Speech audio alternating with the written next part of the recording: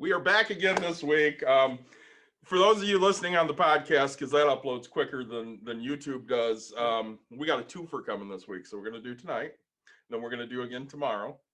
So Nick and I, as always, are very, very excited.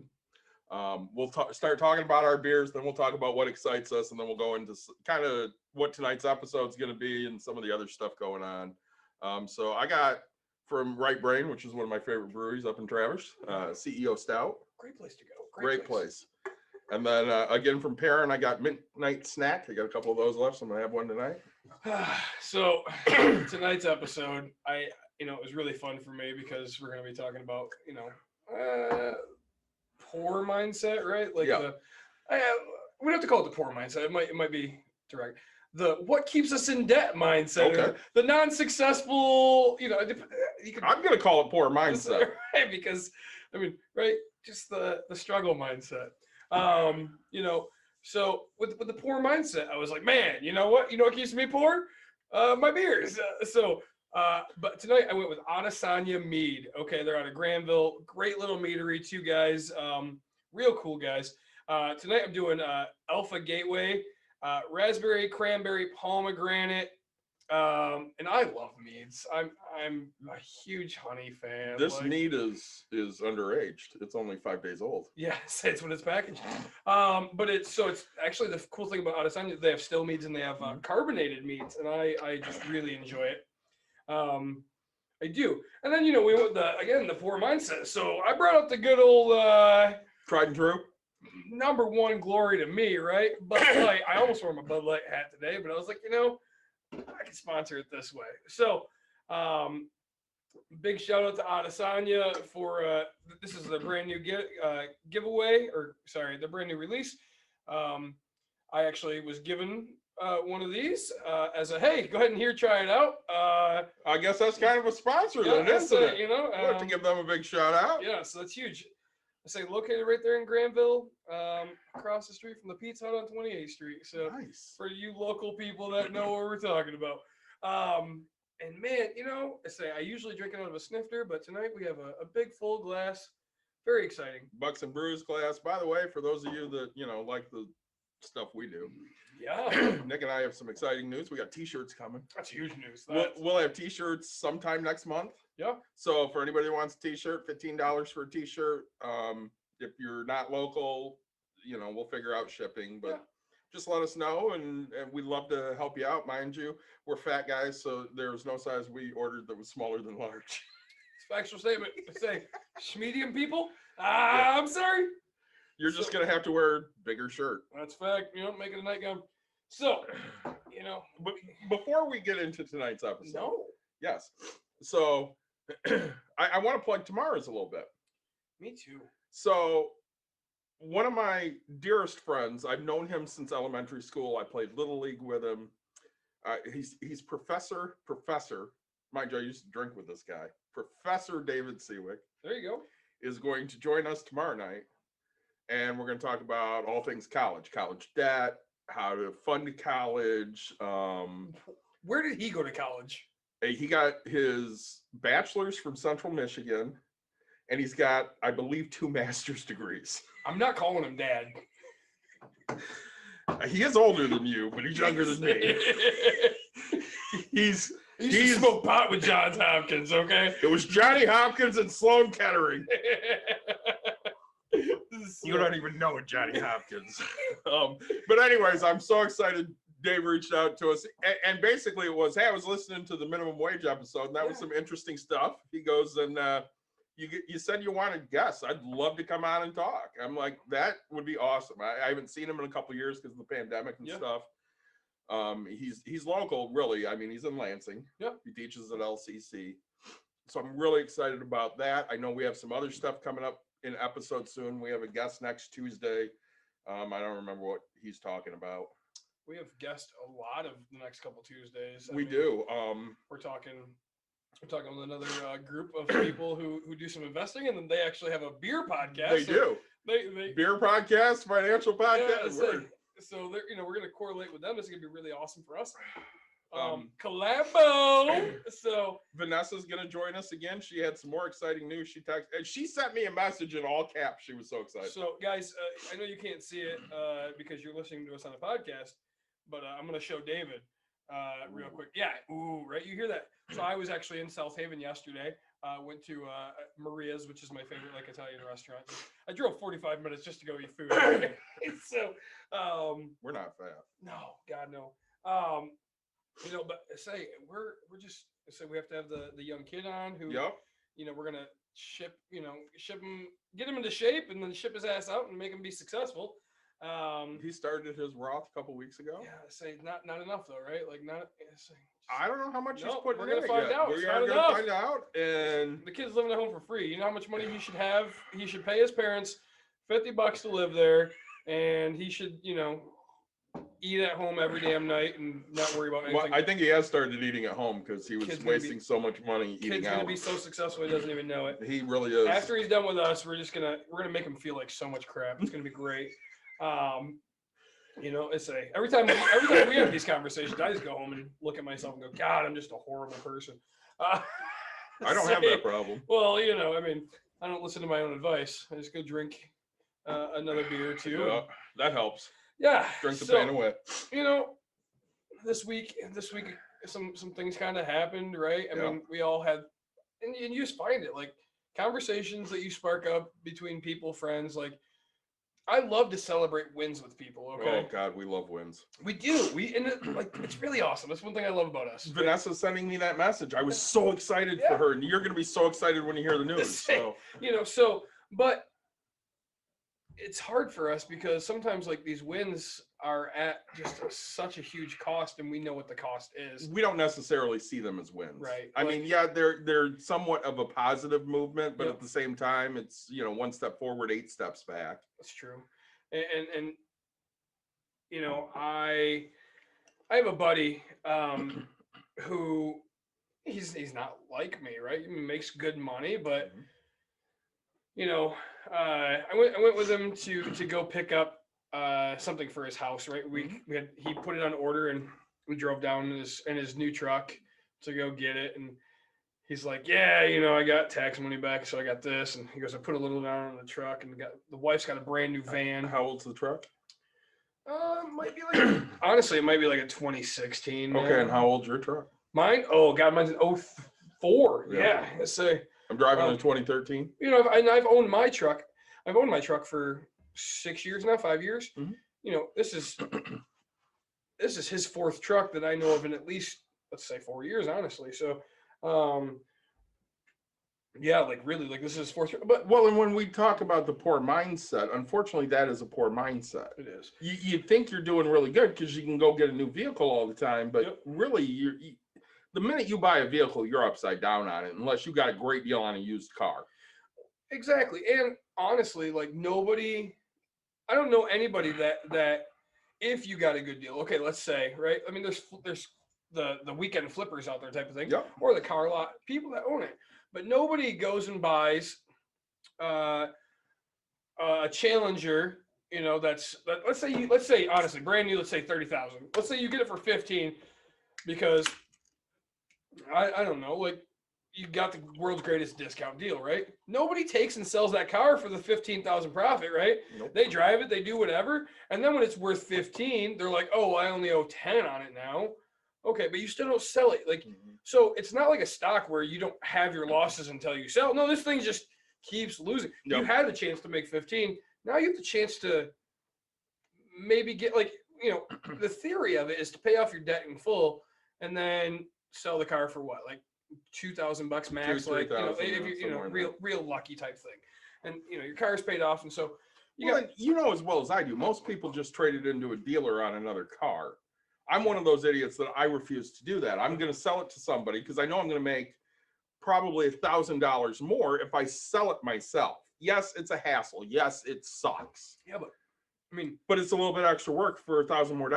Oh yeah, well, and the things that we find is the people that are doing that a little bit more are the people who don't even make $1,000 a week, right? So it takes you one full week.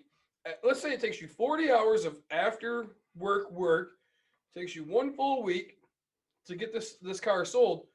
I mean, you've made more than what you probably made in work, right? But you're like, oh, I got to do other stuff with my time. It's not worth it. And it's like, well, if it's not worth it, then why are you doing your job? Well, Like, it doesn't make any damn sense. Here's a great point. So I make great money. Okay, I make Yeah. over $30 an hour. Yeah.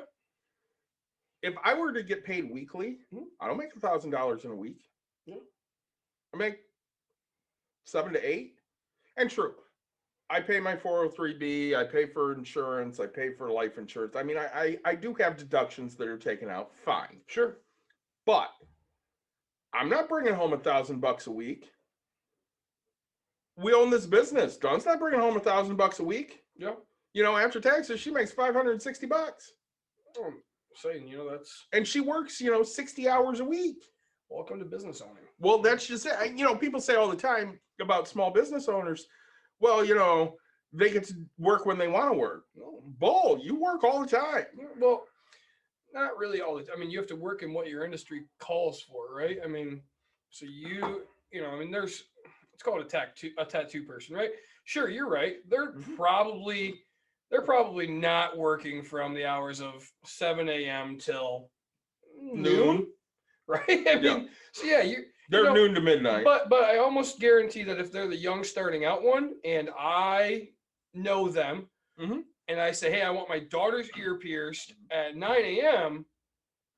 Nick, hold the fuck up, let me unlock the door, right? Because there's that one. So you say, hey, yeah, they're not. Oh, you get to pick your times, but I mean, how many people are coming here at 7 a.m. to break shit? I don't get pissed off till 5 o'clock. We wouldn't have appointments earlier in the day. I mean, we opened up early on Valentine's Day. Yep. We opened at noon. And we did end up getting appointments at noon and 12:30 and 1 and such, but we weren't booked solid at those times. We were booked solid from like 2:30 on. Yeah, sure. Because everybody's like, okay, it's Saturday, I'm doing my thing, and now I kind of got my day going, now I want to go. Yep. Which I got a great break room therapy story for you later. Don't let me forget. Oh man, guys, this mead is really good. I love mead. So I mixed these two? So, yeah. Very good. There you go.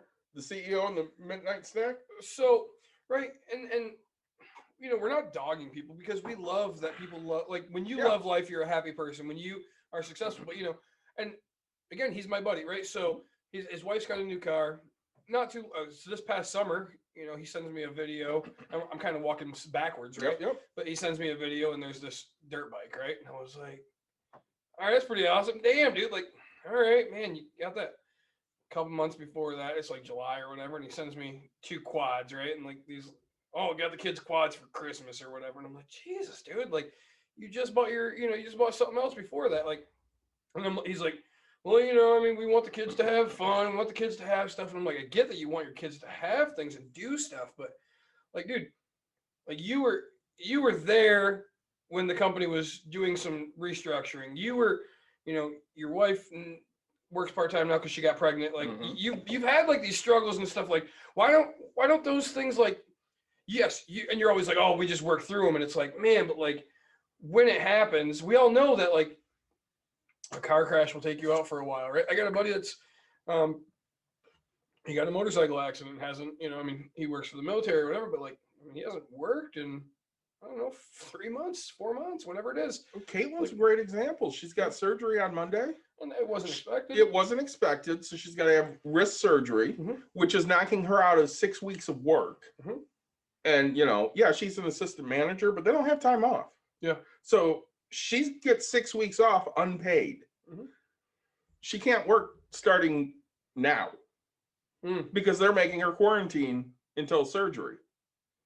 So she has to go get a COVID test in the morning tomorrow and then quarantine until surgery on Monday. Sure. Which is crazy. So she's off almost 7 weeks. Yeah, with no income. And like, so there's those things that you gotta, and most people can't go, if you take a full month's worth of income, I mean, let alone a week, but take a full month's away from people, they're drowned, right? They're, oh man, the world, I need unemployment to be $15 an hour. There's those people, but we should be able to survive. No, like, man, you should be able to budget. That's what the hell you should be Well, able and to do. Caitlin can survive because she has budgeted, and honestly, because she has me. So she has money in reserve to sit there and go, okay, it's not going to be a big deal. I can pay all my bills. But if she didn't have, I mean, if she was the normal 25-year-old on her own, she'd be shitting bricks. Honest, I mean, I don't know. Like I remember, I remember when my kid was born, right? Mm-hmm. Like I got FMLA, and I called into HR and they're like, all right, you want to take your vacation first, and you want to do this, and I'm like, the hell I do, right? And they're like, what do you mean? Like, well, you don't get paid, and I was like, cool. Like, and they're like, well, how long do you want off? And I was like, how long do I get? And she goes, well, you're allowed, 12 weeks or something. I was like, all right, let's start there. And if I come back early, I'll let you know. And she goes, well, no, you have to pick a date right now. And I was like, I think you're misunderstanding how family medical leave of absence works. Like, but okay. And so I was, I don't know. I talked to Courtney and stuff, and I was like, hey, you think a month's good? And I ended up taking like 3 weeks or something like that, whatever. But, because it was, and I wish, honestly, I went back. Like, I loved being there for the first couple days, but like, I wish I would have went back for like a week and then been able to take time off, because that little bit you're kind of just, you're not needed, and then everything else you needed after that. So, but right, like, this lady's like, oh, you don't get paid, and I'm like, I don't give a shit. Like, of things I care about, it's not the money thing. Like, well, honestly, I just want the time off. And again, you and I, we're those strange people. Yeah. We almost value our time off more than we do the money. It's true. Because I know they paid me out twice last year because I was over the bank. Mm-hmm. And I was pissed off both times. Scotty doesn't know. Scotty, that Fiona and me. But so I'm getting hit up by, I'm telling you, that Amazon, dude. Yeah. I've checked all my bank accounts, because, when you listen to telemark or, prank calls or whatever the hell these things are called. Oh, hey, your Amazon account has been known to take $700 transactions. So you've been getting Amazon today. I don't even have an Amazon account. That's what I've been getting? What's that? Apple. Nice. Yeah, Apple called me 3 times today, supposedly. How's your iPhone working? It works great, considering it's a Samsung Galaxy. It'll happen. So I think that people just don't understand what is it? What if bad things can happen, it will happen. Oh yeah, absolutely. And so or oh, this could, how often do you hear from people? Okay, how often do you hear from people? And I stopped, right? Oh, it can't get any worse. It can always get worse. Okay. Oh, gosh, how much worse can it get? So much worse. This couldn't have come at a worse time. Sure, it could have. I mean, right? Like, okay, like, and mindset is a huge thing, right? Like, it's just, I remember when you look back at it, right? And we all forget as adults. A buddy of mine just posted today, and I'm going to give him a shout out, Mark. And he goes, do you remember at some point in your life, you wish you were in the spot you are today? Right? And I was like, no, right? Because I never wished I was here. I've really only seen the beginning and the end type thing. Right. The journey didn't matter. It was getting to the end. Right. And, but the other thing is like, there's that mindset where it's what happens, you get to control how you react to it, right? And when it comes to debt, like, that's what people are just so okay with debt, because they're, hey, I'm comfortable for now. They're used to it. Yeah. Well, one of my favorite TV shows of all time is Sports Night. Yeah. Did you like Sports Night? I do. I love Sports Night. So my favorite episode, one of my favorite episodes is Eli's Coming. Yep. And Dan's talking to Casey about Eli's coming, and he's like, Eli is an impending badness. Well, Nick spills shit over here. Yeah, I say, don't worry about me, folks. And Casey goes, Eli's coming, hide your heart, girl. He's an effeminate womanizer. Yep. And Dan goes, yeah, I understand that, but when I was a kid, I didn't. And to me, it was always something bad. So, I mean, honestly, Dawn and I, ever since we got together, have been on when shit starts to go sideways, we'll always say Eli's coming. Because we know that once it starts, it's not going to end until something really, really bad happens. Yep. So we never play that it can't get any worse because we know better than most people. It can definitely get worse, and it probably will. And so, when I was, I don't know, I think I started becoming, I don't know, mentally mature a lot younger than I realized.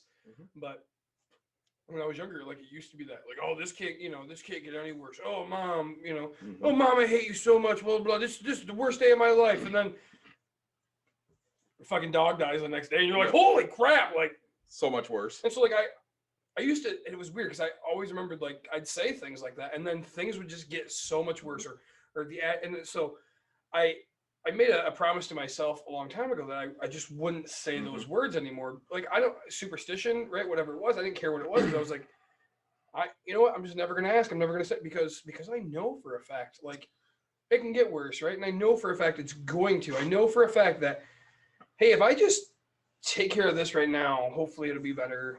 Like, Dawn makes fun of me all the time. It's not just her, it's me too. Just to let you guys know, we all make fun of David. She does it because I'm so superstitious. Yeah. So, like, I'm an atheist. I don't believe in, a higher power or any of that stuff. Sure. But if I'm on a softball field and you break one of my rules, touching the line before the game, or my favorite one, we're playing at Kellogg'sville. It's my 3rd year there. We're dominating them. And Caitlin Whitley looks at me and goes, it's like the 3rd inning, and goes, you think we'll mercy them in 5? And I went, shut your mouth. And she goes, why? We beat them the last time in a mercy. They sucked. We're up like 6-0. Yeah. Yeah. That's the first. There goes the bats. First game I ever had went to extra innings. Oh. And twice we should have lost. We ended up winning the game, and we won it by like 5. Jeez. But it was the most nerve-wracking game I ever had. And I'm going to tell you right now, it's all Caitlin Whitley's fault because she had to open her freaking mouth and say, are we going to mercy them? No, you never tempt fate. Well, it's like in bowling. You never ask somebody, how many 300s they have after they're in a run, right? Right. I mean, so we're in college, and this kid's got like front 9 on college pattern. There's this kid who doesn't know a damn thing about bowling. Somehow made, like, it was like high school for our bowling team. No, it wasn't. And we're like, hey, go ask that kid if he's ever shot 300.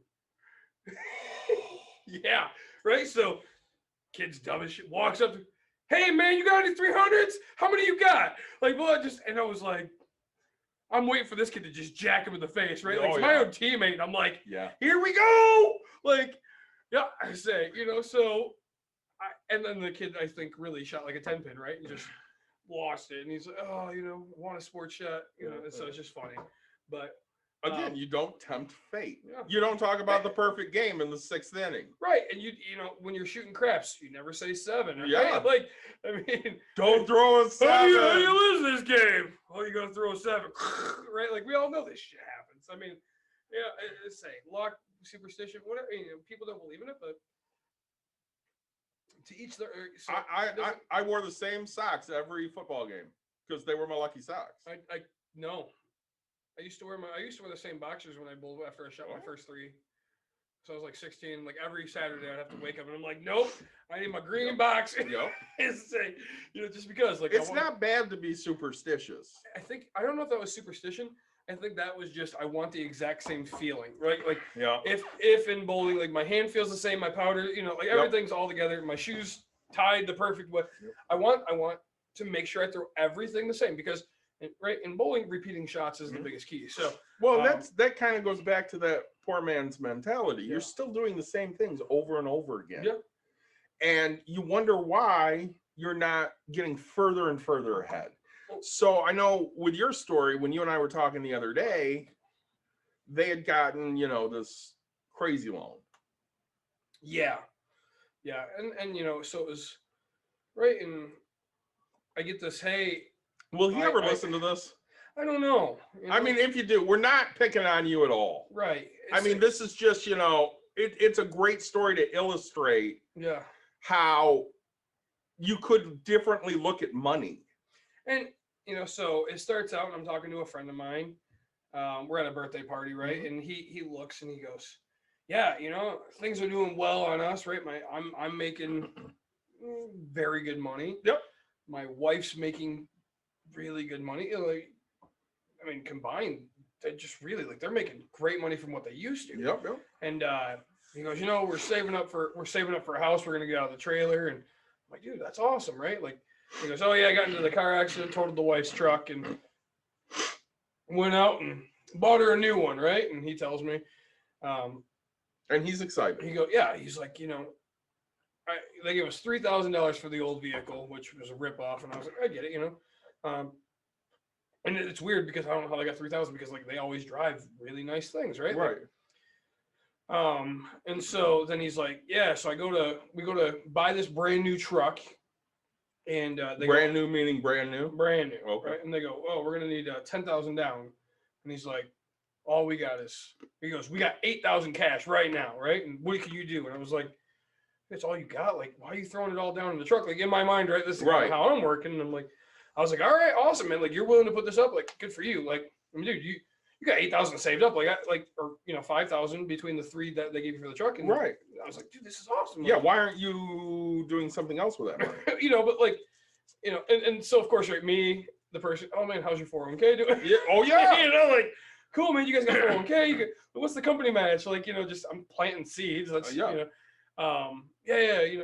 And so then it was, yeah, well, they wouldn't let me co-sign. It's in her name, so I'm really proud of. And he's really proud of his wife because she got a truck loan in her name. And he goes, yeah, so not bad. Our payments just 700 plus or whatever. He goes, so it's not a horrible pay. And I was like, for how long? And he's like, oh, I think it's a 7-year loan or something. And I was like, holy shit balls. Like, I'm taking it, like, I'm like, whoa. And he goes, yeah, but the company told us, like, hey, we make our payments on time, and then we can go refi after a year. And I was like, dude, like, make sure you make your payments. I can go fuck. Like, he goes, I said, most people don't refi. And he goes, yeah, I should cut it like in half or something. Or Dude, whatever. I've looked at the refi option. I looked at the refi option for Dawn because Dawn got her Tiguan without me. Yep. So she's paying like 3.5, 3.75%, something like that, which is way higher than I got, way higher than Caitlin got. Yeah. I think the one car loan I ever had, I paid 1.5%, maybe 1.6. I don't remember. So I've tried to refi hers ever since. Yeah. Yeah, I can never get a better rate. No rates are up. No.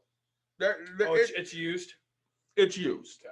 But I mean, when you're trying to refi it, they're like, oh yeah, we could save you $30 off your payment, but it's going to add a year on. No. Yeah. No, that's the hard part. But again, I'm looking at the money going, yeah, I don't want to do that. So, not to take from your story here, because we'll get back to it. But so I got a phone call from Steve the other day, which, Steve was my football coach. He's like a dad to me. He's one of my favorite people in life. He's just like a guy that buys me ice cream. Yeah, he does buy Nick ice cream. So, and him and I were talking, and we kind of got into investments, and he asked about rates on the house because he knew I refied, and I'm like, yeah, I got under 3%. I said, I think I'm at 2.75 or 2.85 or something. He's like, yeah, that's great. I said, yeah, I plan on paying it off in 10 years. He goes, well, how long is the loan? I said, 15. He goes, that's awesome. He goes, and the fact that you're already planning to do it, that it just shows how smart you are. He goes, it's funny. I coached all these kids, and, I don't know how many coaches you had in your life, Nick. Quite a few. But Steve was always the fun coach. I'm sure you could understand that by meeting him. Yeah. Steve was always the fun coach. He was the one that would come around and bullshit with you while you were supposed to actually be doing work. Yeah. So I got along with him great. And he says to me, all these kids I used to coach, they're all so smart with their money. He goes, I don't know how they got it, because it sure as hell didn't come from me. I said, Steve, we were just watching everything you did. We did the opposite of that. He goes, you guys were obviously really smart because you obviously did that. I'm like, Steve, I don't want to be paying on a house forever. I want to be done in 10 years. Yeah. So, it was I don't know, it's been a while, but like I was sitting the other day and was looking at my bank account, and I had to look at my mortgage because I had to do something. I'm buying another house. I'm always buying another house. But, so I was looking at it, and I was like, I got enough money to pay off my house. And Mhm. like, it's like that feeling, right? That Yep. you get like, I can take this risk because no matter what happens, the lowest point of my life now is officially a paid off house. Yeah.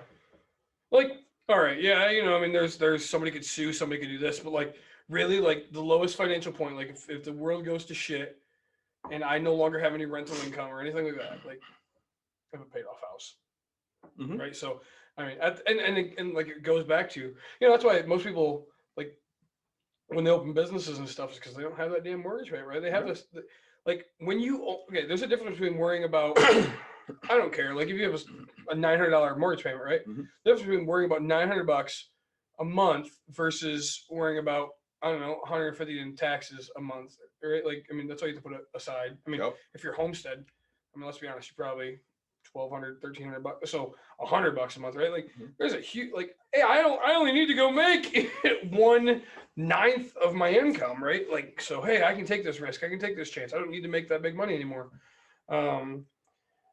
And so, it just goes to that mindset of like people, the poor mindset, like they just never have. I don't think they ever get those like aha feelings, and when they do, they don't make the right choices with it, Mhm. right? I mean, tax season is a blessing, and it bails out a lot of people, but like, dude, they all blow it. Like, I and it, I hate tax season. I really do. Ask my wife. Like, I try not to go out to eat. I try not to go to stores, right? Because You also are paying. yeah, I mean, there's that too. But I mean, what you're saying is we're looking at people. The stimulus is a great example. Yeah, So they keep talking about, hey, we're going to get another stimulus. And don't get me wrong, I would love another $1,400, 2,800, between me and Dawn. send it. That'd be fantastic. But what I'm going to do with it, or what you're going to do with it, is way different than what A, they want you to do with Yeah. it, or B, the majority of the people are going to do with it. The majority of people are going to take that, $1,400 and they're going to go spend it. Yeah. Mine is going either into a bill of some sort or it's going into my account. I'm going to make money off of that money. Yeah. Whether that is an investment or whether I throw some extra in my IRA or some. I'm going to tell you right now, some of it's going in an IRA. Yeah. I mean, all mine is just going to go replenish this down payment, right? I mean, I have a pretty substantial down payment on this one, so I'm just gonna build back up. Like, Yeah. that's my focus right now. So, But for every me and you out there, there's 10 people that they're going to go buy a new PS5 or they're going to go buy a new big screen TV that they don't really need. well, it's funny because even right before coming here, I was my neighbor, which he wants a shout out. So Ryan, here's your shout out. You're a douchebag. Say, yeah, we were talking about. He's like, oh, I want a new truck, and I was like, yeah. He goes, oh, it's gonna be used, and I was like, no, you're a pretty smart kid, and I mean, he's 20 something and lives in my neighborhood. Okay. Right? Like, let's, Nope. I'm not trying to be that, but like, he's 20 something, lives in my neighborhood. So, and he's like, yeah, it'll be used. It'll be this. And I was like, good for you, man. I was like, but it's funny because if you come to me and say, hey, I'm gonna buy this used truck for $20,000, I'm gonna say, you could go find a $10,000 truck and invest that other 10 into something else. I was like, you put that into an index fund. And I go, no matter how much money you say it is, no matter anything. I was like, you can tell me I'm going to go buy a $3,000 car and be like, man, you can get a $1,500 car and put that other $1,500. I was like, because you got the money. I was like, take half of what you think it is. I was like, if you want to come to me and say, hey, I want to buy a $40,000 truck, you better have a $20,000 truck in mind. You better be like my daughter, right? When she watches our old episodes, she's gonna know how to play me so well. She'll be like, Dad, I found this, Corvette I want. I'll be like, yeah? She'll be like, yeah, $40,000. I'll be like, you can go find a $20,000 Corvette and invest. She'll be like, all right, I see what you're saying. And 5 minutes later, she 5 minutes from Dad, I found a Corvette for $20K. I'll put my other 20 over here. I'd be like, no shit, like, let's go. Like, I'll be so proud. She'd be like, the whole time, it's gonna be like, she'll probably only have the 20,000, right? That'd be like every dime she had. She'd be like, Dad, you think I can get some money to invest that other half? Get that taxes and fees? Like, I gotta get some plates on this. And be like, So, you know, talking about the poor mindset, Yeah. we brought this up originally. So the kid we're gonna have on, Yeah. he got a truck. Yeah. I think from somebody at work for next to nothing. Oh, even better. So he's really excited about his truck. Jenna comes in the other day and she's like, yeah, my brother finally got insurance on his truck, so now he's able to drive it and he's all excited. I'm like, well, he should be excited. He's got a truck and he didn't pay much for it. That's what you're looking for. I mean, again, so he sat down with me because he blew a ton of money. Mhm. But now he sat down with me. We worked on a budget. We worked on, you know, retirement. He talked about this truck, you know, that he was going to get insurance on. He closed one of his accounts that he wasn't making any money on, put the money into a better account. Yeah. These are the things you do when you go from that poor mindset to the rich mindset. Sure. And really, that's, you know, Nick and I have been doing this for almost a year. Yeah, it's crazy to think about. And really, that's what we try to do. We try to tell you, you know, hey, this is the mindset you need to have, because this is the mindset that will get you out of where you're at. I mean, you know, I love Dan Price. I follow Dan Price a lot. And he talks all the time about, you know, minimum wage and paying employees more. And that's great. But for every Dan Price there's 800 Walton families or Jeff Bezos or whoever that's paying, you know, $11 to $13 an hour, not worrying about what their employees are doing. And, you know, if you look in the United States of America, the number one job for people that are on assistance is working at Walmart. Really? It is. Hmm. So let me ask you something, Nick. You think they got enough money that they could actually afford to pay for benefits for these people? Yes. But they keep them under a certain amount of hours so that they don't have to pay benefits for these part-time people, and they can qualify for Medicare or Medicaid. Well, and, you know, okay, it's things like that does bug me, right? I mean, because, you know, when you look at it, right? So they know that Medicare and Medicaid, right? They have to still pay taxes on it as a business, but then they figure, well, those employees are also paying for their own, and all of my employees and everybody else in the whole world is paying for this person's Medicare and Medicaid. Yep. And you know, it makes some people angry. Oh, why don't you get your ass to work and find a better job? And it's like, man, you know, you if everybody found a better job, we wouldn't have shit in this world.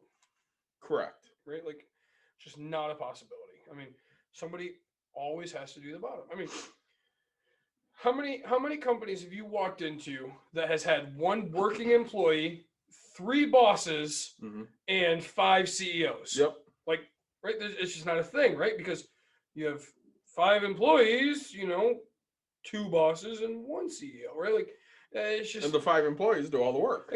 Manual labor, right? Yep, I mean, the other ones, you know, and it's not anything against bosses and people that are office people, because you think, right? And I'm not a thinker, I'm a doer. Yep. Which is, it's very hard. But you know, like you think of, hey, how can I save money? How can I make this person go faster? How can I do this? And it takes a real great person to drive this amount of people to be successful. But you know, because like if you're doing continuous improvements, right, and you're saying, hey, Nick, I can keep it so you don't walk a mile every day, you just walk a quarter of a mile. I'm gonna be like, dude, you're like the most amazing person, right? So it's gonna save the company 3/4 of a mile a day in work. Like, I can get so much more done. So you know, there's always that need for that, but I've never seen one that's top heavy, right? Right. I mean, never. You know, we all make fun of the fact, we don't make fun of it. I hate Susan G. Komen, right? So what is it? It's 7 or 9 of the top people make well into the 6 or 7 figures. Sorry, not 6 figures, 7 figures salary, right? Like, so when you ask, it's what, I don't want to get sued, but like 8% of the actual every dollar that you give, only 8 cents actually goes to the research, and the other 92 cents goes to paying salaries. Well, right? Like it's the same with Goodwill. Right. Say exactly right. And oh, well, we're putting the handicap to work, and it's like, dude, like, I don't know. I did a pink game once. Yeah. I researched what charity I wanted to give money to because I wanted to use a charity that actually used it in the way I wanted. Yep. And I went with the Breast Cancer Research Foundation. Yeah. Because it was something crazy, like 94 cents of every dollar you gave them Sure. went right into research and programs to help people with breast cancer. Sure. That's what I'm looking for. And I don't mind you getting the 6 cents, right? Like, You're right. Like, You still have to run your business. Well, and without the, nobody's going to call you and me for free, right? Like, Correct. I get that you have to pay some people, and I get that there's things, but if you did it because the kindness of your heart says, hey, I need to make sure that this foundation is successful, or this, not foundation, the research is successful, like, man, come on, 92% is going to your pocket, and the 8 cents is going, I mean, the ice bucket challenge. Yep. I did the ice bucket challenge. Yep. I think you were supposed to donate directly to the ALS Foundation. Correct. I don't know what the ALS Foundation gives. Yeah. And I didn't want to look it up. So I took the lazy way out. I knew that Steve Gleason, who was a player for the New Orleans Saints, Yep, started a foundation when he got diagnosed with ALS. Yep. And I knew that all of the work they did basically went back into research for ALS. So when I did the Ice Bucket Challenge and I made my donation, I made it to the Steve Gleason Foundation. There you go. Because I knew what they were going to do with the money. Yep. Well, that's, and that's what things are about. So, and I respect the poor mindset for one thing, right? Like, usually the percentage of donation is compared to income capita, I guess I would say, right? Like, is much higher in the lower class, right? Like, we tend to be the people that give the most. Yes, okay, percentage wise. I'm not talking about financial, like, correct. So if we can't afford to give $1 million, but we can afford to give 10%. Right. So, and these are the people that are giving 10, if not more, type thing, where Walmart gives 1% of their actual, right? Like, and yeah, okay. It looks like they're doing $100 million, which is huge, but you've given 1% of yours to. It's like throwing the penny in the wishing well. Right. And exactly. Well, and going back to Sports Night for a minute. So another great episode. Dan's trying to figure out where to put his, extra money he's got for charity. And he talks to Isaac Jaffe, who's his boss, played by Robert Guillaume, one of my favorite actors. And he goes, well, there's just so many worthy charities out there. What do you do with your extra money? He goes, honestly, when I have a few extra dollars and I pass somebody, in the street looking for money, I reach into my pocket and I hand them the money. And Dan goes, why aren't you worried they might buy booze? He goes, I hope they buy booze. Most of these people aren't a paycheck away from getting out of the situation they're in.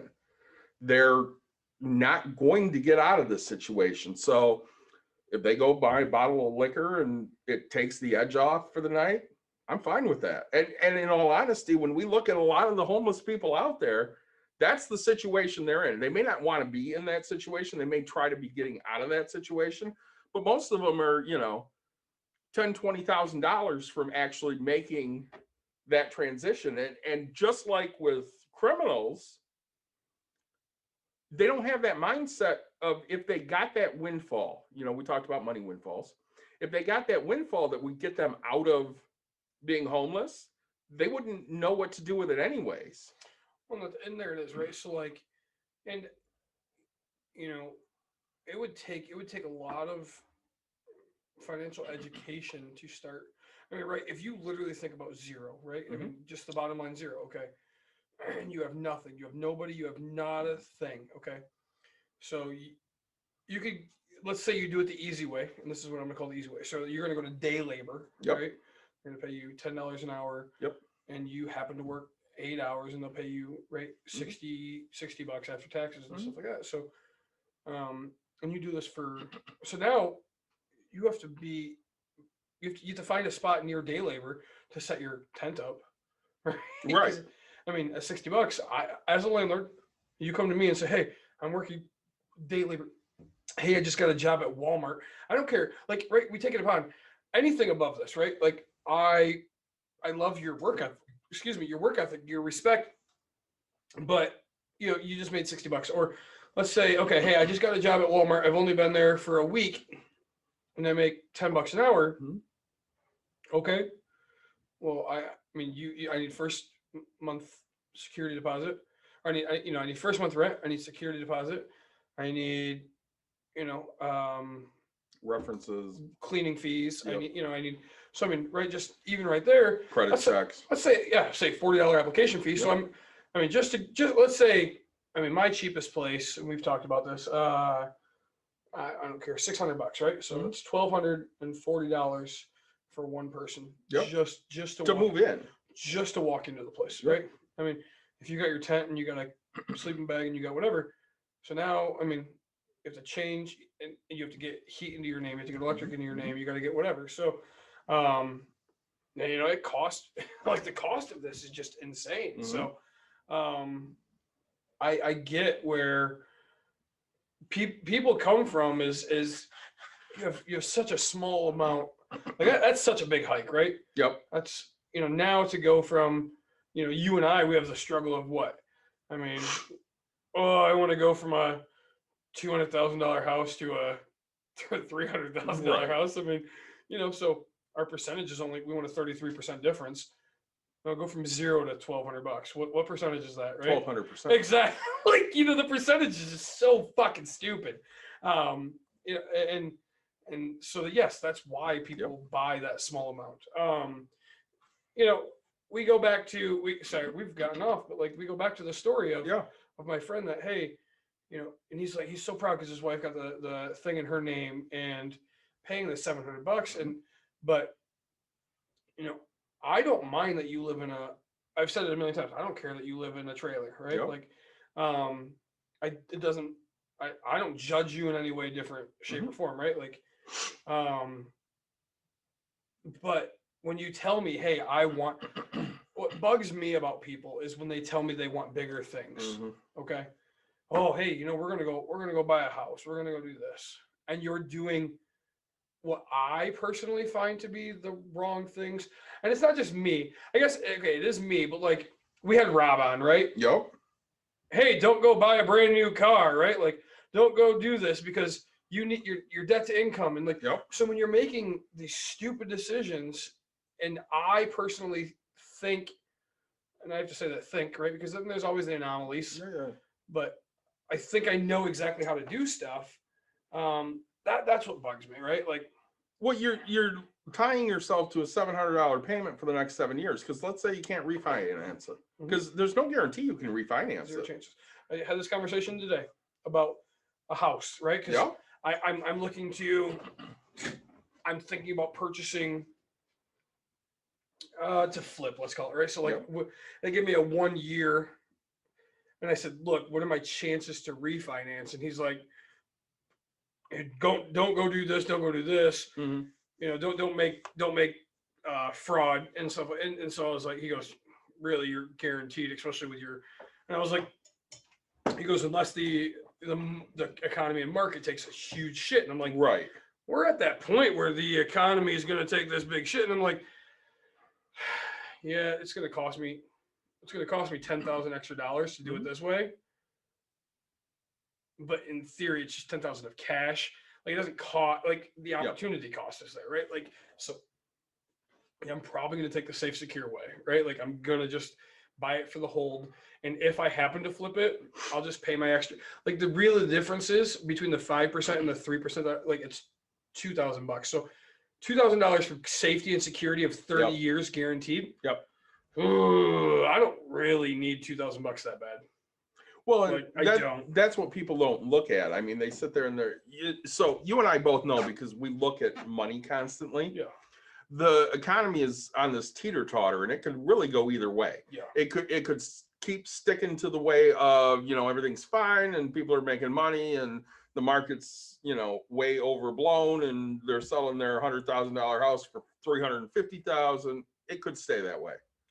or it could be a 2008, 2009 crash again. Mhm. It could go either way. When Caitlin was looking to buy her condo, This is like true numbers. So guys, I know this isn't a real estate thing, but like we're on this exact topic. Okay, Yep.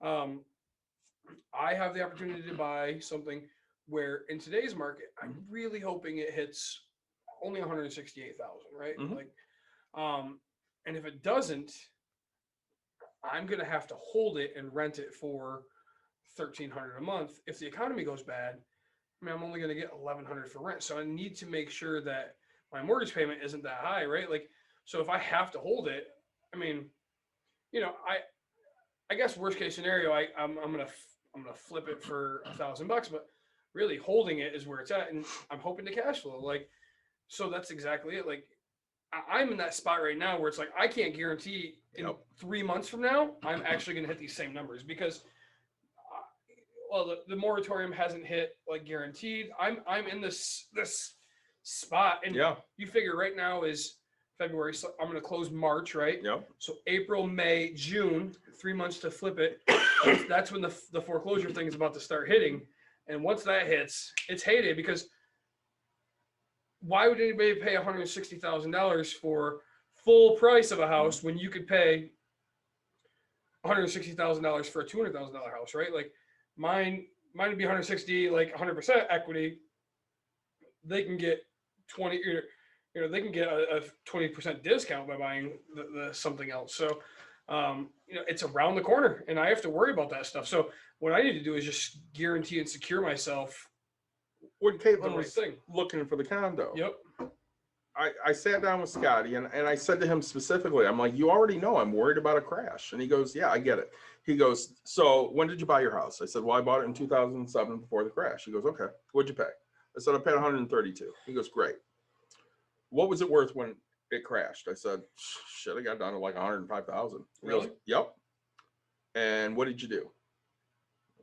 I kept paying my mortgage. What do you mean? He goes, right. You kept paying your mortgage. You weren't looking to sell it. Yeah. No. And I wasn't going to sell it for that kind of loss anyways. He goes, great. What's it worth now? I said, well, right now it's probably worth 225, 235, somewhere in there. He goes, right. So she buys this condo at 130,000 and the market tanks. She's selling it? No, probably not. He goes, then why do you care exactly? Because she's going to stay in it for the next 5 years. Now, if it tanks right before she goes to sell it, we got a problem. Yeah. But if it doesn't, then she's going to make money on it. She might not make 8 to 10%, but she'll make 3 to 4. Well, and we go to the idea that I say we go to the idea that it's a loss, right? Because you hear about it, and it's funny because again, shout out to Ryan, who's a douchebag, my neighbor. Just because he wanted to shout out, so I'm gonna give it to him all night. Hi Ryan, thanks for listening. Yeah, I say you're right because he's like, oh man, my parents back in the crash, they lost a bunch of money on their investments, and I said, okay, cool. Like, I rolled my eyes and was like, did they make it all back? And he goes, well, yeah, I assume. And I was like, so they didn't lose money, right? Like my grandparents who were living off of whatever went from a crap ton to like nothing, but they were pulling money off. Like right, they lost money. Like your parents didn't lose shit. Like what they did was actually looked at their bank account and go, oh no, like this shows a negative. Like the return came back. Like you only lose when you sell. It was the same with us. I mean, we looked at our accounts at the beginning of the pandemic. Yeah. And I told you I went from 140,000 to like 90. Yeah. In 2 days. But I wasn't selling any of that money, so I really didn't care. I knew I was buying more of it at a lesser price at this point, and at some point I'll come back up. And now I'm sitting at 158. Yeah. Well, yeah, and so I want to touch base back at what you had said, right? So you bought your house at 130. Yep. Okay, and you said it got down to 105. Yep. And why didn't you sell? Why didn't I sell at 105? Yeah. Well, for one, I would have been underwater. So? Yeah.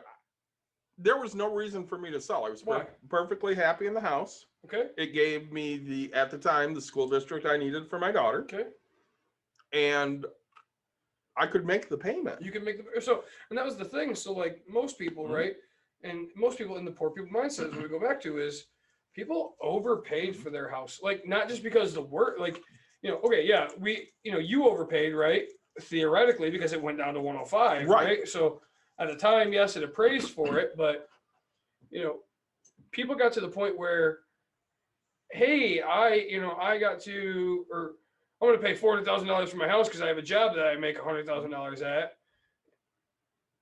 Oh shit! The company downsized. Now I only make $60,000 at a different place. Like, you can't make that payment work, right? No. Like, that's where everybody lost their asset. Yes, right. Like, I mean, the job lost the aspect, and so what I try to get through to people is, and I don't know whether we want to talk about it or not, right? Like, who's the first to go? Oh, the older people. Oh, the people that have been there forever. So.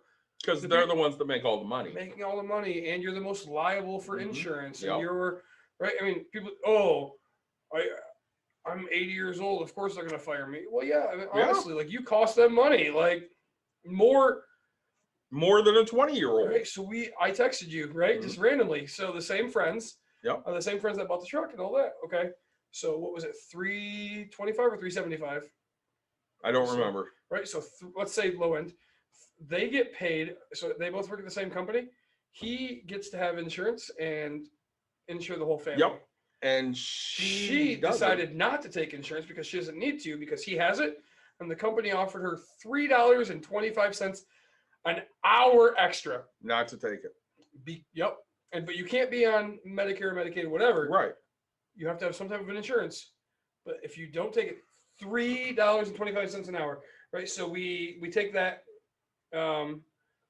Times 40. Right. So I mean, that's $120 a week extra. I mean, plus whatever, $120 a week. That roughly $500 a month. Yeah, but the company is.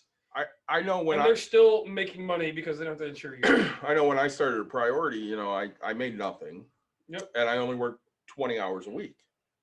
But if I did not take insurance, they paid me, I want to say, an extra $16 a paycheck. Oh, I was like an hour. No, $16 a paycheck. Yeah. So for the first 4 or 5 months there, I did not take insurance. I didn't take it until Dawn lost hers. Sure. And once she got kicked off of her insurance, I'm like, all right, well, I have to have insurance now. And then at that point, of course, I went from bringing home like $300 every 2 weeks to bringing home $170 every 2 weeks, and I still don't know how the hell I paid for anything because I didn't make any money. Yep. And so it's, we also wanted to touch base. I know we're getting really long into this episode. We wanted to talk about the fear of investing. Yeah. Not just investing, but the fear of it, right? So, we just before this, you talked about, hey, I have a friend that wants a big return. Yep. But doesn't want to lose any money. Right. It's like, okay, so put it into your CD, put it into. Well, they want a bigger return than that. Your checking account for. I mean, we was talking about. I have 40,000. Right, I'm putting $40,000 down on my next deal, and on that 40,000, I made $6.12 last month. Yeah. Like, so you know what? Like, if I put it into real estate, 40,000 into real estate, and I make $250 cash flow, and these aren't the numbers. The numbers are a little different, but I made $250 versus $4, right? Like, yes, I could lose money, but part of the reason he's so gun shy is because he invested with somebody that everybody said, oh yeah, this guy's great. He'll make you a bunch of money. Yeah. And he told me specifically, if I had never invested with him and I just would have kept it in something safe, I'd have had $1 million, $1.5 million. He goes, I got nothing at this point because he lost all my money. Yeah. And there's nothing I can do about it. And again, you run into that because people don't necessarily know what they're doing. And, Bernie Madoff's a great example. Mm-hmm. Everybody said, hey, give your money to Bernie Madoff. He'll make you great money. Yep. Because all he did was he'd take Nick's money and he'd pay David his money.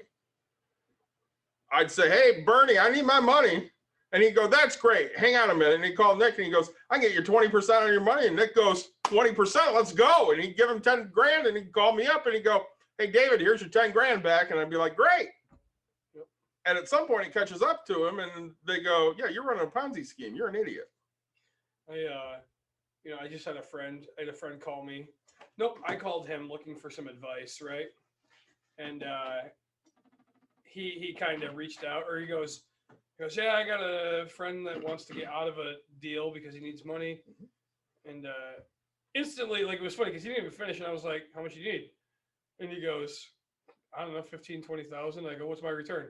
And he goes, I can guarantee you $3,000 in 2 months. And I was like, let me know where to write the check. Like, how can I do this? And he's like, holy shit. Like, and he's just like, I didn't even think to ask you. And I was like, yeah, like, if you're ever going to guarantee me $1,500 a month off 10 grand, dude, I'm your man. Like, personal guarantees. Like, I know what you own because at a personal guarantee, I'm going to own that.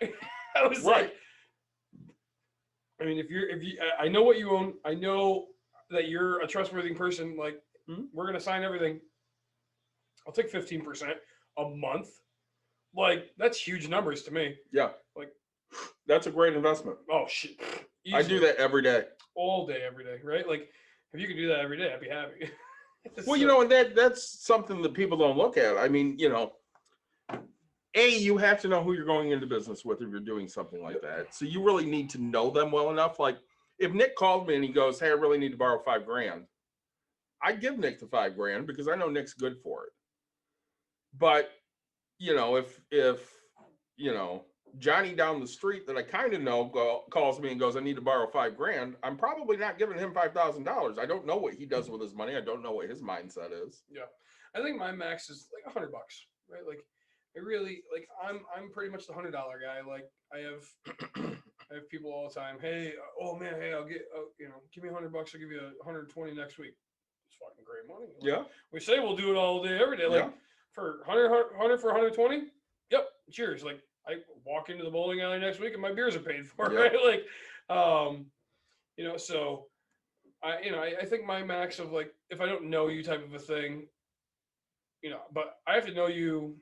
We've had to have conversations, not just somebody watching off YouTube. Hey man, let me get $100. You're like, no, you know what? Hey, if you want to get $100 from me, like, you create the lawyer loan, have your lawyer become my lawyer, pay for it, read all the stuff, and then I'll loan you whatever you want because you're gonna have collateral. Trust me. Right. Once your lawyer's my lawyer and you're paying for it, that's gonna be perfect. Well, and unfortunately, a lot of people they don't realize, A, it's not great to loan money to friends or family. Yeah. And B, if you're going to do it, you have to be prepared to lose that money. Yep. That money's going to go. Guaranteed. And if you're not okay losing that money, you better not lend it. Yep. We talked about it on an episode. I bailed, my best friend Mikey out, not the Mike that joins us, but a different one. And I paid like 3 of his bills off, and he had to pay me for, I think he ended up taking it like 15 months. Sure. I knew he was good for the money because we've been friends forever, and we're the type of people that we don't like owing somebody money. Mm-hmm. Like, I don't care that I owe Loan Depot $105,000 on my house. Yeah. I care if I owe Nick $20. Yeah. If I owe Nick $20, I'm going to pay that shit. It's hilarious. We're talking about this, and we talked about shirts, and I'm sitting here going, oh crap. It's funny because I was driving past my bank on Alpine today, and I go, oh, I should stop at the bank. And I was like, no, I'm going to be by my bank in Granville. And then, like, as we're talking about this, in my head, I was like, oh crap, I owe David for half of it. And I was like, oh, I'll just hit him up tomorrow. But I think tomorrow we're doing it separate. So, and then I'm like, oh, I'll just cash app him the money. And I was like, no, David's old as shit, doesn't have cash. And I was like, holy crap, I got to figure out how to get David this money. Like, I'm not worried about it at this point. But I am, right? Like, that's the deal. All of my mind is just like, holy crap, like, this isn't how this works. Like, I have officially failed. And I'm not worried about the money because I know you're good for it. Yeah. One of my favorite Nick stories.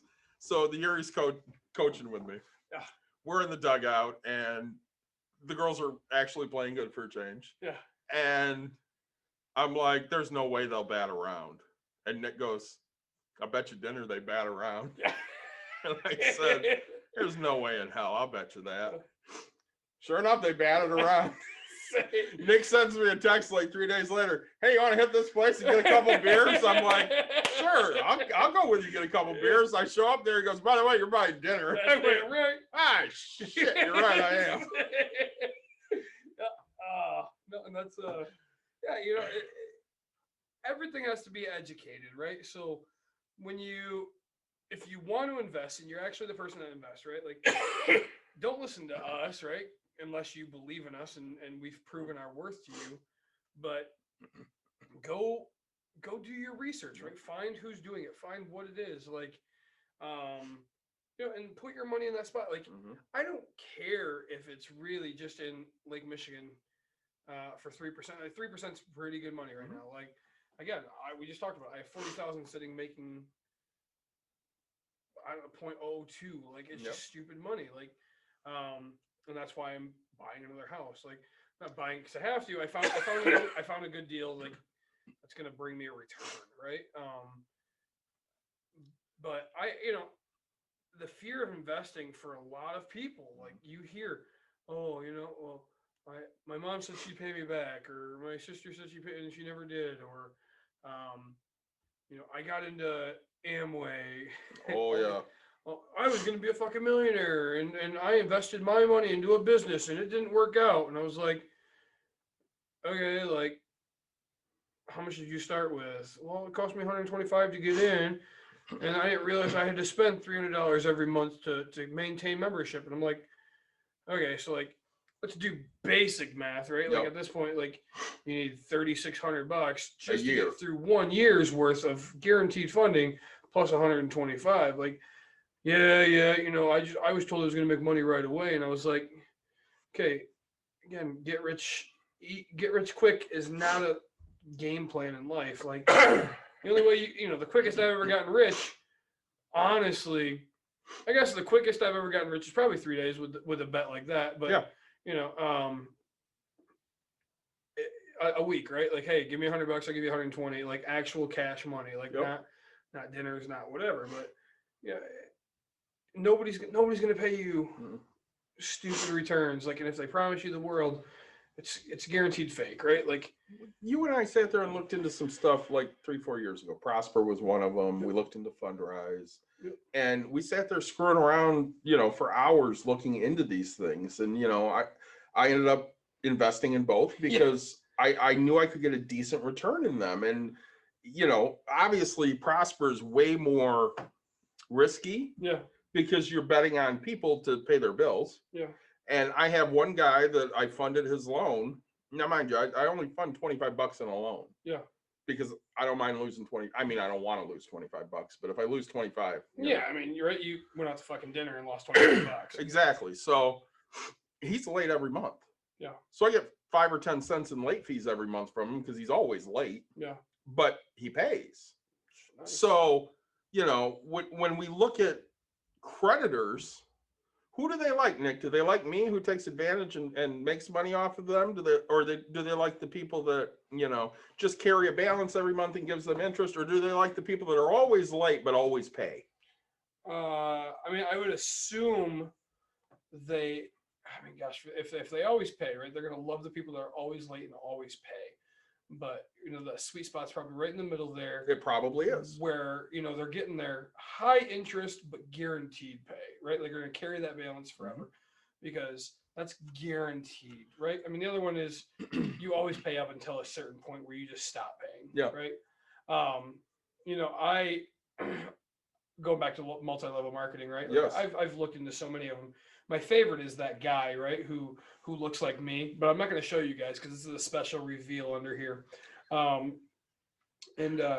but he's got the hair that's half there, and he holds up a check, right, and $25,000 check right here. This could be you, and you he's got it laminated. Oh yeah, and everything, and you're like, wow, that's cool. Like, wait, it's 2020 and this is dated 2016. You don't have a fucking bigger check by then? Like, what is your problem? Like, dude, seriously, like, come up with something. All right. It always reminds me, like, now that I've seen it, right? Like the Wolf of Wall Street, right? Yep. I want to do, I want to get somebody, if you're multi-level marketing and you have an upline or whatever the fuck you call it, I should watch language, but right, like invite me to this, right? Because I'm going to look at them. I'm gonna be like, you show me a check right now for $100,000. I quit my fucking job and I come work for you. Right. And he shows him the $40,000 check and he's like, and they become best friends. So like, right, like I'm that guy who's going to call you out like, oh, you're in multi-level marketing. That's cool. Like, there you go. I applied for a job. I've kind of screwed it up twice now. It doesn't matter how, but I had an interview, today and all that, and we're talking. It was, hey, where do you see yourself? Do you see yourself in real estate, or do you see yourself back in warehouse? And I was like, look, I'm very honest with people. Like, hey, look, I have 13 years until my daughter's out of school. Like, that's the bare minimum retirement. My wife's going to want to work even more. But besides that, like, if you have a company that you want me to grow with and I can become something like within your company, right? Like, I have my responsibility in the warehouse. So I have my feeling of fulfillment. Like with your company, like, hey, let's do this, right? Like, let's see what we can create. And I want to help others in that aspect. And people are like, no, nobody does that. Nobody does that for whatever. Like, you're right. I'm not doing it for free, but you're going to pay me. Right. Like, and, so anyway, the interview ends, right? And, out of the three guys, the one guy finishes up and he goes, hey, I want to wish you great luck in your real estate. Right. So I know I don't have the job, but dude, like of the three, like this guy really like, that's what he called out of it, right? Like, right. And I didn't mention real estate that much. Like, it was very much towards the end. It was this, and it was like, he knows I'm not getting hired. He knows, hey, this kid, I must have showed passion at the point of like when I said real estate, because I know where I want to be. And again, I will apply for jobs that make me the money I want to make and value me for who I am. Mm-hmm. And so we talked about that, right? Like, the poor people mindset is when you walk in, hey, David, oh, you want to stock shelves? I'll pay you $10 an hour, right? Now, Nick and David, right? We'll pay you $10 an hour. What's your 401k match? How much vacation do I get? Like, yeah. Dude, we are, and we're looking for everything extra we can squeeze. Yes, right. And so like when I first applied and got the call for this, the guy's like, hey, do you have any questions? And instantly I was like, all right, what's your 401k? Do you do any reimbursement? Do you have, and I asked so many questions, right? And the guy's like, well, when you do your interview with the other company, I would try to shy away from those questions too much. And I was like, no, like you want me to work for you. I want to work for you. And this is what I want out of you. You have all rights to say, Nick, we want you to show up every day from 9 to 5. We want you to be a great employee. Like, if you say that, like, I'm going to be that guy. I'm going to show up. I'm going to show up at 8:45 because I'm at least 15 minutes early. And yes, okay, I'll probably be the guy to punch out on time, if not like a couple minutes later. But, I'm going to do everything you ask and I'm going to do it. But you have to give me benefits. Like, yeah, crazy. But you know what they're looking for. Yes. They're looking for somebody to walk in there and where do you see yourself in 20 years? Well, I see myself still working here. Mm-hmm. And you were very honest. You said, oh, my daughter's done with school in 13 years. That's just it. Like, and they're like, oh, yeah, he's going to leave. Once he finds something better or makes more money, he's out of here. Yeah. And they're not wrong for thinking that. But the thing they don't blame them. The thing they don't understand and why businesses are so short-sighted, because Dawn ran through this when she would look at jobs. They look at, well, you'll just leave for something better. Yeah. So make me want to stay here. Make yourself better. Right. Right. Like, so like, great example. So one of our employees here, I doubt any of them will listen to this. One of our employees here is busting her ass. Yeah. And Dawn calls me the other day. She goes, we didn't talk about it, but I gave so-and-so, 50-cent raise. Okay, cool. She goes, I know we should have talked about it. I'm like, we talked about doing it in April. So we're a couple months early. Yeah. I did all the math. Nick, we're talking about $33 a week. Yeah. And this girl busts her ass here. Room gets done, she's in there cleaning. Yep. Don't have to ask her. She's there. We don't pay her enough because we're not at that point yet. Yeah. But we want to make her feel valued and stay. And you're showing that you try, Right. right? Like, hey, this is what we can afford. This is what we can afford to guarantee that you stay here, right? Like, if you find something better, we understand. But like, we want you to know that, hey, you are valued. You are like, if we make more, you'll make more, right? Like, I mean, it's just, Well, and we're looking at raises for everybody we employ because they do work hard and we do want to reward them. And, you know, the person that got the raise said to Dawn, well, I know you don't pay yourself enough. No, she doesn't. I mean, Dawn's making, you know, somewhere between $6 and $8 an hour with all the time she puts in. Yeah.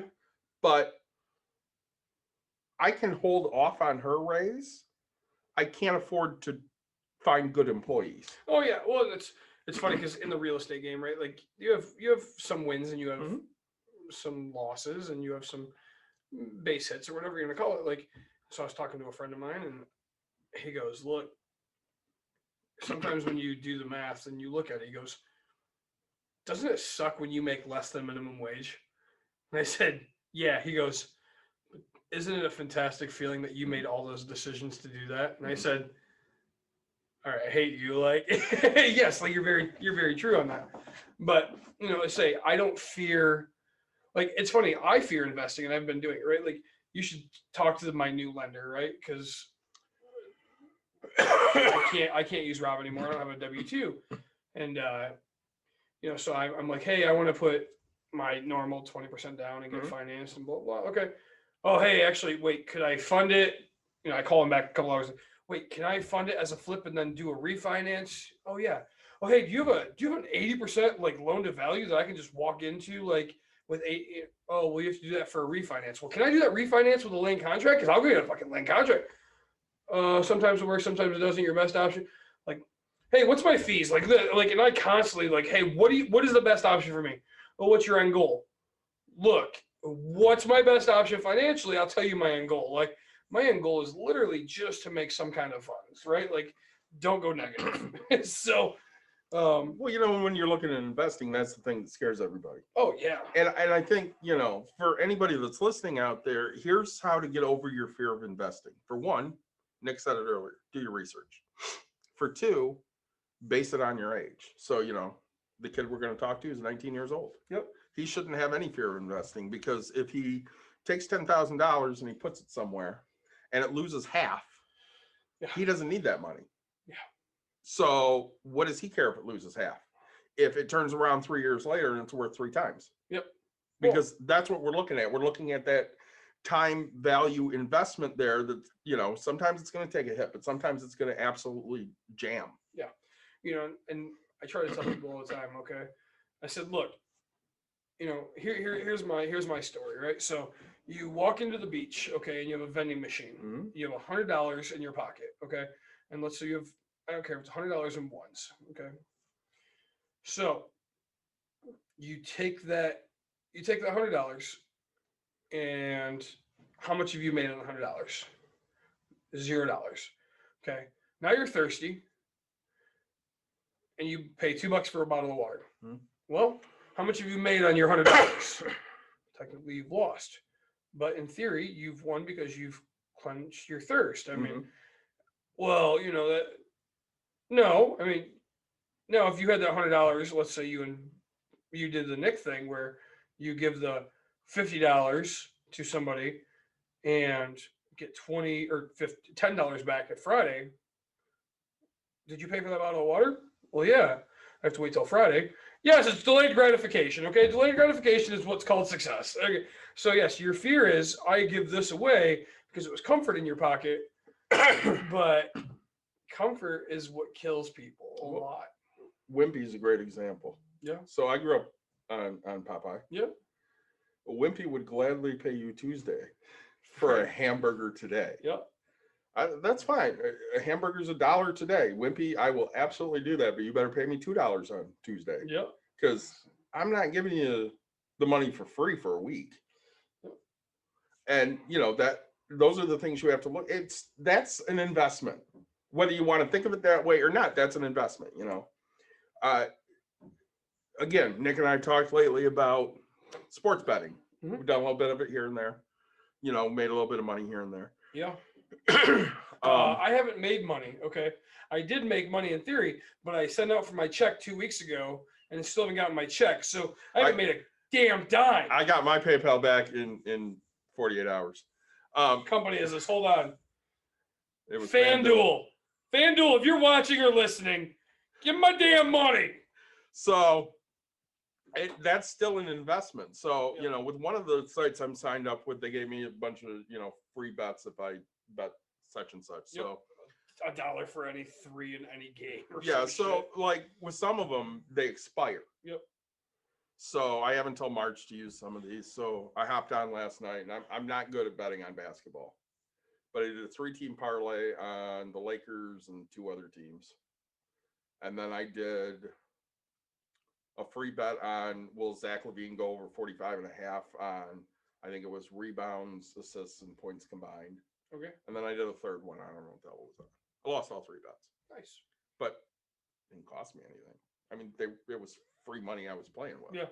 So, and I have to use it by, I think the latest one is March 24th. Sure. Now, I could bet on a baseball game and probably do okay. I don't know as much about basketball. I haven't been an avid basketball fan since Jordan retired the second time with the Bulls. Sure. Just like Not the Wizards? No. Huh. I didn't care about that. Didn't even come back for the comeback, huh? Nope. The comeback of the comeback? Didn't care. And I like hockey, but I don't know enough to bet on that. I don't know enough about Wayne Gretzky. Yeah, he retired many years ago. Oh. I can't bet on college basketball because I don't know jack about that. Michigan State's the best bet you could ever do. They're not very good right now. Fact. I don't think they're going to make the tournament this year. So, I mean, those are all, they're investments. And, for a financial person, they're crappy investments. Yeah. But again, you do your research and you figure out what's good and what's bad. You're going to, even the best investors have fears. Oh, yeah. You just have to sit there and go, okay, well, I've done enough research and I'm comfortable with this decision and this amount of money. And kind of, go to that crap table and roll the dice and hope you don't come up on 7s. That's a saying, that's true. So, I say, we could talk about this all night. We could give examples. We can do everything. Personally, if you hated this topic, I want you to dislike it. If you loved it, please like it. Reach out to us. Yeah, because everything's different. You're gonna tell us your story, and you're gonna say, "How can I fix it?" We're gonna give advice, right? Like we're still very young and dumb, and you're very young. Yeah, but us as a podcast, we're very young. We are very young as a podcast. I say, and we'll give advice. Maybe it's good. Maybe it sucks. Right. Yeah, it's not going to be what the hell you want to hear all the time, right? But we're going to give it to you. So, but like, subscribe, share, tell your friends, tell your mom, because mothers love to like our shit. They do. Because I want to support those too. That's my friend's mom's talking. That's not my mom. But those guys sound fun. I'm gonna support. Click. So. Shout out to Right Brandon Perrin for my beers. I enjoyed them. Nick, give a shout out to yours. Shout out to Adesanya Meads. Okay. As I said, hey, I'll always take a free mead, and Alpha Gateway, raspberry, cranberry, pomegranate. Truly enjoyed it.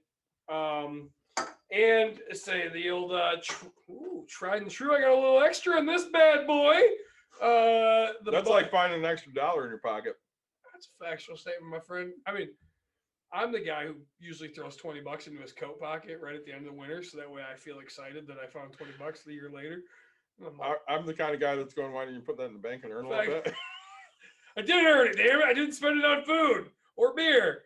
So, I say, Anheuser-Busch, we really appreciate you. I can't wait to get this real sponsorship. Dude, if Coors can do it, Anheuser-Busch could do it. That's what I'm saying, right? And bigger and better. Show them who's boss. So we enjoyed being with you guys again. I will get this uploaded soon so we can be with you again tomorrow, probably in separate locations. Yeah. Real excited about the stuff coming up. Please like us, share us, talk to us, tell us what you want to hear about. Yeah. Tell us what you like or don't like. I know we got feedback on people love the fighting. Yeah, I mean, we don't love the fighting, but it works out. We don't fight a lot about money though. No, and it's fun when we do. It is. Because of the mutual respect in the end, Yeah, right? Like yeah. there's no wrong. We don't fight when there's a right or wrong answer, right? No. Like there's no, I don't know. I'm not gonna put the science behind shit. So, guys, again, it's been fun. I'm excited for tomorrow's episode. 2 for this week is very cool. Very cool. Um, If you want t-shirts, get a hold of us. Yeah. For anybody who wants to join us as a guest, we got either a sticker or a magnet for you. I still got to get a prize package out to Rob because he was great. yeah, well, so we're waiting for the t-shirts to come in, right? So Yeah, we might as well. yeah, I say we'll get him a few things. This passion has become way too much fun for both of us. Yeah, we have a lot of fun doing this. We really do because we like talking about money and we like drinking beer. It's a factual statement. I mean, like literally, our life is complete. It is kind of complete. So we'll catch you guys tomorrow. Yeah. We'll get this uploaded soon, and you guys take care until like 24 hours. 24. I'm making him change his name to Dad. See you guys.